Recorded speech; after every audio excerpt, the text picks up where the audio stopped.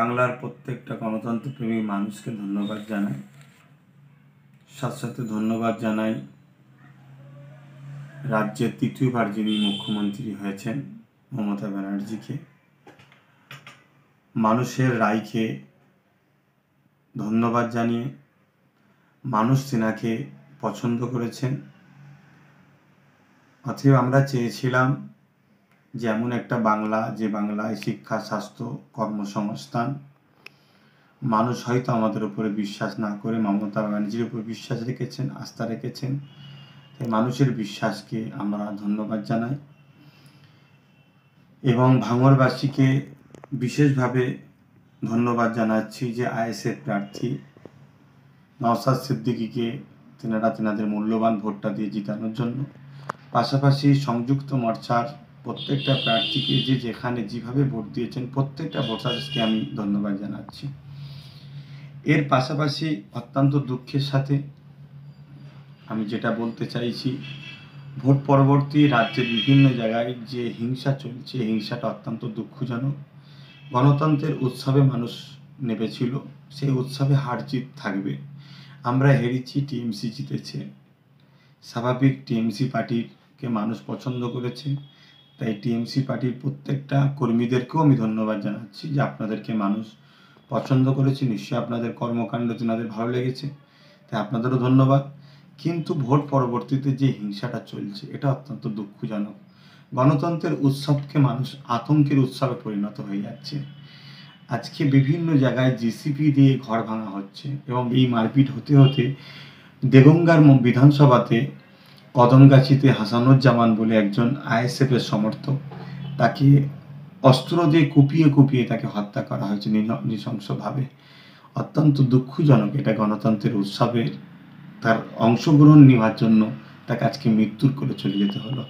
পাশাপাশি ভাঙড়ে নারায়ণপুর অঞ্চলে গাজী হাকিবুল মৃত্যুর সঙ্গে লড়ছে এই গণতন্ত্রের উৎসবে সে অংশগ্রহণ করেছিল বলে। এটা দুঃখজনক। তাই আমি প্রশাসনের দৃষ্টি আকর্ষণ করছি এবং তৃতীয়বারের মধ্যে আমার বাংলার যিনি নেত্রী হয়েছেন মমতা ব্যানার্জি, তেনার কাছেও আমি দৃষ্টি আকর্ষণ করছি যে যাতে বাংলার শান্তিভাবে থাকে এর সুব্যবস্থা করুন এবং প্রশাসন বন্ধুদেরকে বলবো রাজধর্ম পালন করুন। পাশাপাশি এই দুঃখ সময়, যে সময়তে একদিকে যেমন টিএমসি বন্ধুরা তেনারা আজকে জিতেছেন, আনন্দের বিষয়, অবশ্যই তেনাদের আনন্দকে আমি সাধুবাদ জানাচ্ছি। পাশাপাশি স্মরণ করে দিতে চাইছি যে এই করোনা মহামারী চলছে, যে মহামারীতে আজকে হসপিটালতে দাওয়াই থেকে শুরু করে, বেড থেকে শুরু করে, অক্সিজেন থেকে শুরু করে নানান সমস্যার সম্মুখীন হতে হচ্ছে মানুষ।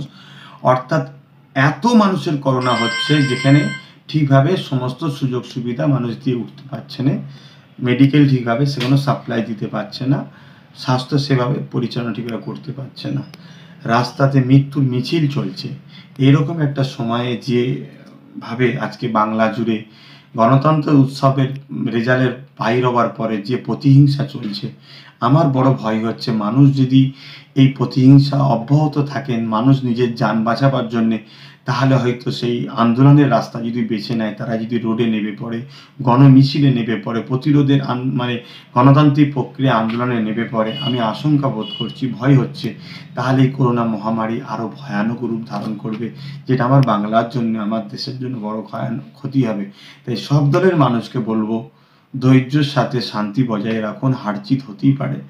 আপনারা জিতেছেন, আপনাদেরকে ধন্যবাদ জানাই। যারা হেরেছেন, গণতন্ত্রের মানুষের যে রায়, সেই রায়টাকে মাথা পেতে আপনাদেরও মেনে নেওয়া দরকার। তাই আপনারা উভয় শান্তিতে বসবাস করুন। সবাই তো আমরা দেশবাসী, সবাই তো আমরা পশ্চিমবাংলার নাগরিক, ভাই ভাই।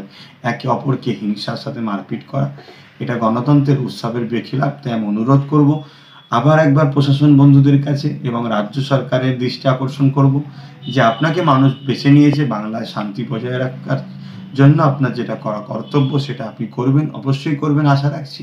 এবং প্রশাসন বন্ধুদের বলবো রাজধর্ম পালন করুন। সবাইকে আবার বলি শান্তি বজায় রাখুন, সবাই মিলেমিশে থাকুন।